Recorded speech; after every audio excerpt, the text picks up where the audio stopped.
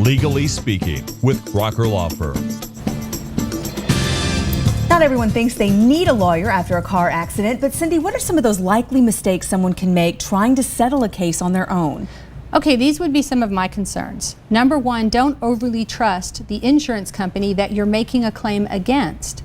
If you get hit by a drunk driver and he's insured by Nationwide, I promise you, Nationwide is not on your side. They're on his side. That's their obligation. So when they're giving information to you, collecting information from you, they're doing it from that perspective of trying to minimize your claim. So keep that in mind. Number two, people let evidence get away that we need.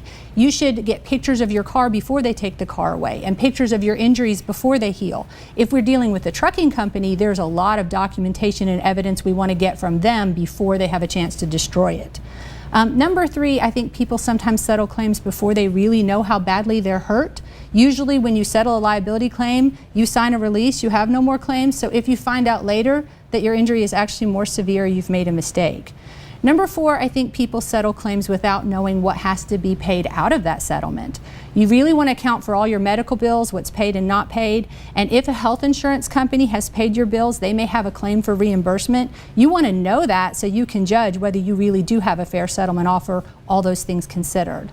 And finally, I think the thing that concerns me most of all is that people will settle claims without identifying all the possible coverage.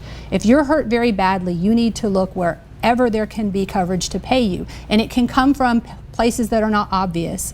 You can get insurance coverage on cars that are not even involved in the wreck sometimes, but you're not going to get coverage that you haven't gone looking for and asked for. All right, getting a lawyer involved, probably a great idea. Join us next time for Legally Speaking.